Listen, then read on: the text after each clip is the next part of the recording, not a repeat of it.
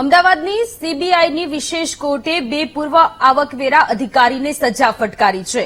મહેશ સોમપુરા અને મુકેશ રાવલ નામના પૂર્વ આઈટી અધિકારીને 3 વર્ષની સજા ફટકારવામાં આવી છે.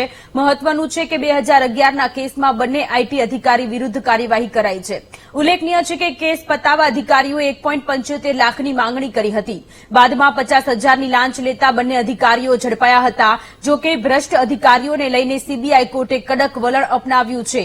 કોર્ટે કહ્યું કે ભારતમાં ભ્રષ્ટાચારે વિકરાળ સ્વરૂપ ધારણ કર્યું છે. જે લોકો સાચા છે તેમને મૂર્ખ સમજવામાં આવે છે.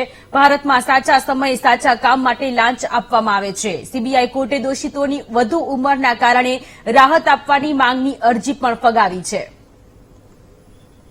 સંવાદદાતા અનિતા ફોનલાઈન પર જોડાયેલા છે. અનિતા, અમદાવાદ સીબીઆઈની વિશેષ કોર્ટે બે પૂર્વ આઈટી અધિકારીને સજા ફટકારી છે. વધુ જાણકારી?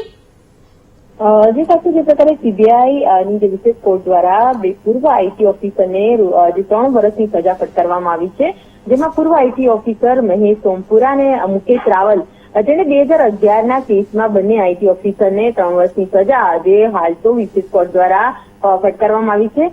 આજે અધિકારીઓ દ્વારા 1.75 લાખની લાંચ માંગવામાં આવી હતી અને 50,000ની લાંચ જે માંગતા લેતા તે રંગે હાથે ઝડપાઈ ગયા છે.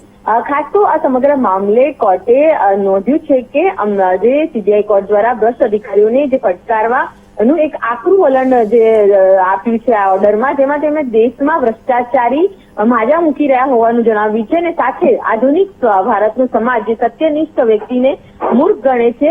જે રીતના અમદાવાદના આજે સીબીઆઈની વિશેષ કોર્ટ દ્વારા ઇન્કમટેક્સના બે પૂર્વ અધિકારીઓ વિરુદ્ધ 3 વર્ષની સજા ફટકારીને જે આકરું વલણ દાખવવામાં આવ્યું છે અને સાથે જે લોકો સાચા છે તેમને મૂર્ખ સમજવા માટે આવી રહ્યા હોવાનું પણ સીબીઆઈ કોર્ટ દ્વારા નોંધવામાં આવી છે અને સાચા લોકો સાથે જે પ્રકારે આ કૃત્ય કરવામાં આવે છે, લાંચ માંગવામાં આવી છે, જેને લઈને તેઓએ આ દોષિતોને વધુ ઉંમરના કારણે આ રાહત આપવાની માંગને પણ તેમણે ફગાવી દીધી હતી.